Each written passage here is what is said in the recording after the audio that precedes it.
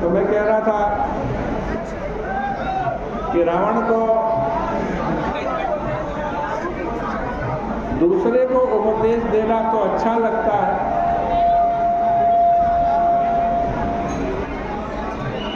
मंदोदरी को तो बतलाता है,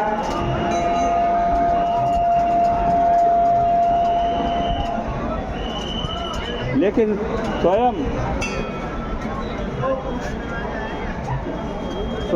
किसी भी धर्म का पालन नहीं करता।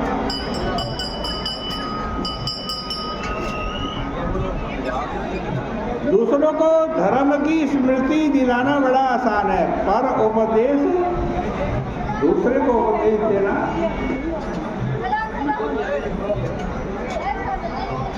लेकिन स्वयं कोई धर्म का पालन नहीं करता।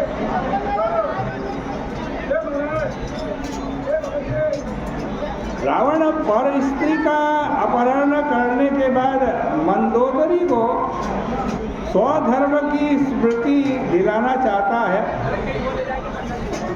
इससे बढ़कर के बुद्धि की विडंबना क्या हो सकती। सभा में जाते हुए रावण के लिए ममता अधिकारी शब्द का प्रयोग करके रावण की दृष्टिहीनता का सारा रहस्य प्रकट कर दिया गया। ममता को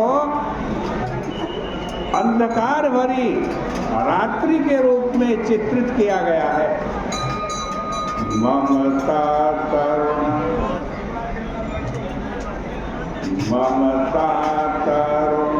तब अंधियारी, राग देश उलुक सुखकारी।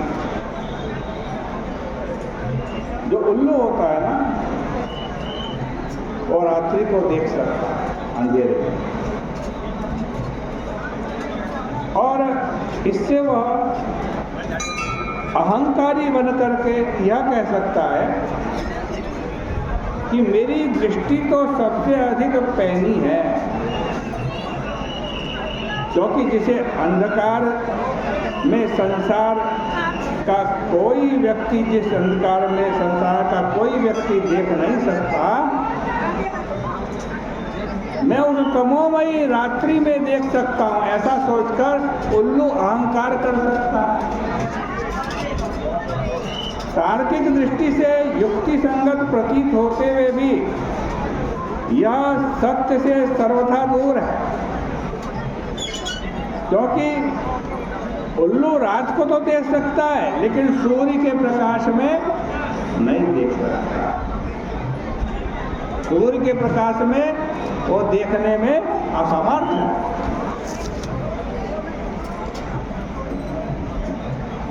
यदि उसे सूर्य प्रकाश में भी दिखाई देता तो वह विश्व के यथार्थ रूप से परिचित हो सकता।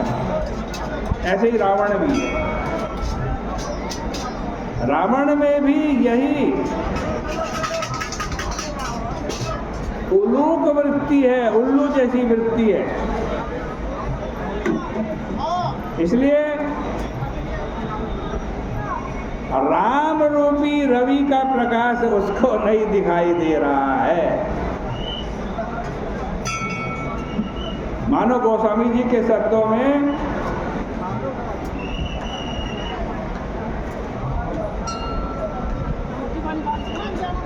जान पनी को गुमान बड़ो, तुलसी के विचार गंवारू महा है। ये उक्ति चरितार्थ होगी।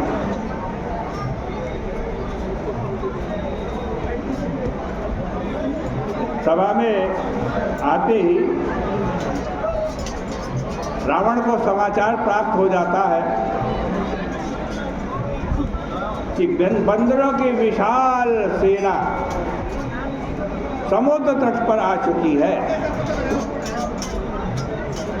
और वह मंत्रिमंडल के समक्ष यह जिज्ञासा प्रकट करता है कि इस संबंध में आप अपने उचित मत का प्रदर्शन करें, बताएं। मंत्रियों ने कहा, महाराज चुप भी लगाइए, आपको यह प्रश्न शोभा नहीं देता। जब आपने देवता और असुरों को इतनी सरलता से परास्त कर दिया, तब मनुष्य और बंदरों की तो बात ही क्या।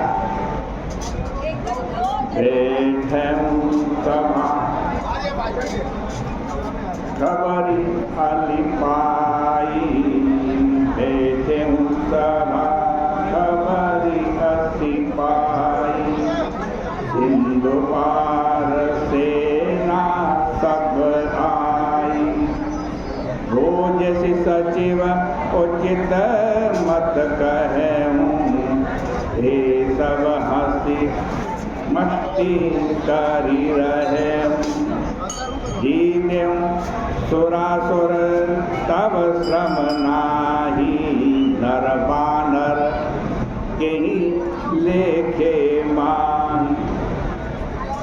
और रावण स्वभाव से ही बड़ा प्रदर्शन प्रिय है। विशेष रूप से लंका के नागरिकों पर यह औदार्य और सहिष्णुता की छाप छोड़ने के लिए व्यग्र रहता है, किंतु उसके अंतर्मन में सर्वदा यह अभिलाषा रहती है कि प्रत्येक व्यक्ति उसके बदले में उसके मत का समर्थन करे। यदि कभी किसी व्यक्ति ने भिन्न मत प्रदर्शित करने का साहस कर दिया, रावण से भिन्न मत, तो उसका परिणाम मृत्यु दंड के रूप में उसे मिला। शूर्पणखा रावण की अत्यंत लाडली बहन थी, किंतु इसके प्रति इसके जो पति थे विद्युत जिह्वा, उसको मार डालने में रावण को रंच मात्र भी संकोच नहीं हुआ। ऐसे आतंक के वातावरण में सत्य बोलने का साहस कौन कर सकता। सत्य, प्रिय और हित भरी वाणी का प्रयोग करना चाहिए। यह नियम महत्वपूर्ण है। महत्वपूर्ण होते हुए भी अपवाद शून्य नहीं। विशेष रूप से मंत्री, वैद्य और गुरु को आज अपवाद कोटि में रखा जा सकता है। इनसे ये आशा नहीं करी जा सकती कि ये प्रिय प्रिय बोलेंगे, ये कड़वा भी बोल सकते हैं। वैद्य शरीर का संरक्षक है।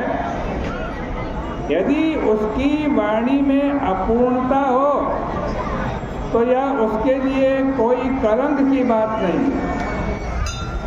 वैद्य के लिए प्रिय वाणी का प्रयोग बहुत विरल अवसरों पर ही संभव है। व्यक्ति प्रिय लगने वाली वस्तु के सेवन से ही अस्वस्थ होता है, बीमार पड़ता है।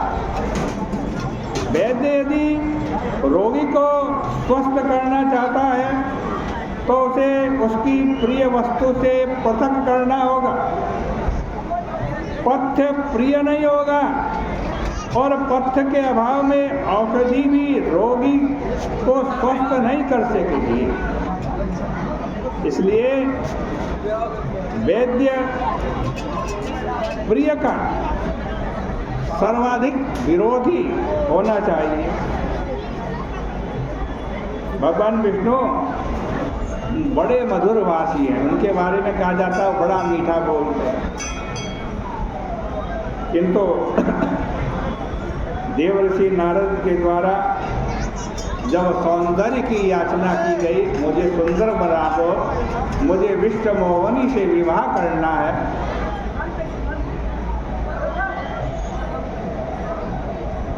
तो उन्होंने स्पष्ट शब्दों में कह दिया, देवर्षि रोगी के द्वारा कुपथ्य मांगने पर वैद्य उसे कुपथ्य नहीं देता।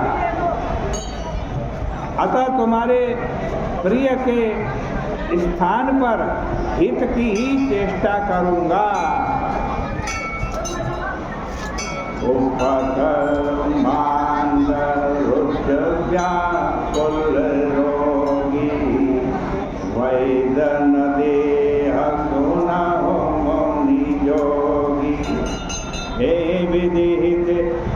तुम्हार में छाया हूँ, कही अस अंतरहित प्रभु भाया। तो नारद जी को बड़ा सुंदर रूप मांगा था, लेकिन उससे नारद जी का हित नहीं था, तो बंदर का मुंह दे दिया भगवान। मंत्री का कार्य राजा को उचित मंत्रणा देना है, राजा का मनोरंजन उसका कार्य नहीं। उसके लिए तो विदूषक, नट आदि अनेक उस श्रेणी में के लोग आज राज्यसभा में आते ही रहते हैं।